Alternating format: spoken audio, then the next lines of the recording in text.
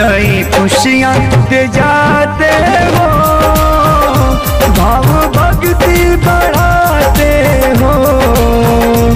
देवा मन सा पुराते हो, देवा हर साल आते हो,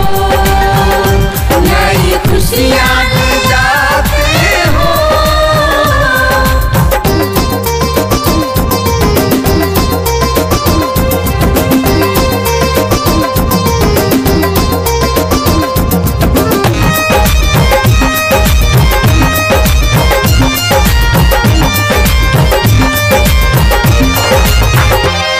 देवों में देव निराले हो, भक्तों के तुम रखवाले हो, सृष्टि में सबसे पहले प्रभु पूजे जाने वाले हो, पूजे जाने वाले हो, पूजे जाने वाले। प्रभु भक्ति में भाते हो, दुख दर्द मिटाते हो, भाव भक्ति बढ़ाते हो,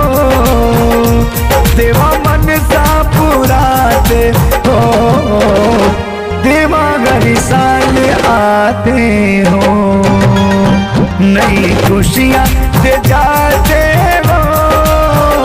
देवा हर साल आते हो, नई खुशियाँ दे जाते हो।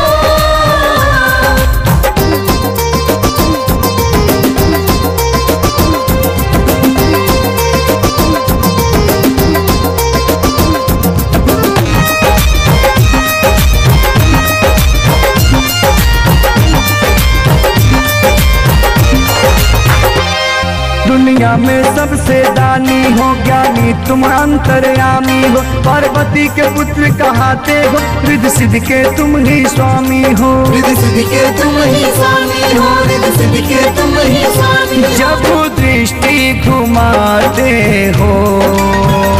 भव से मुक्ति दिलाते हो, भाव भक्ति बढ़ाते हो, देवा मन सा पुराते हो, देवा हर साल आते हो, नई खुशियाँ दे जाते हो, देवा हर साल आते हो, नई खुशियाँ दे जाते हो।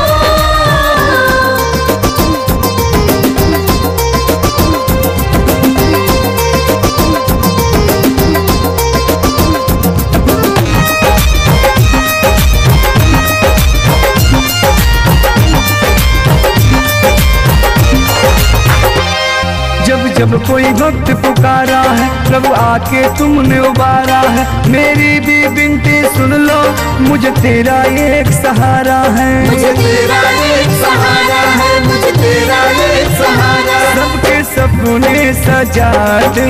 हो, भाव से पार कराते हो, भाव भक्ति बढ़ाते हो, प्रभु जी मन सा पुराते हो, देवा हर साल आते हो, नई खुशियाँ दे जाते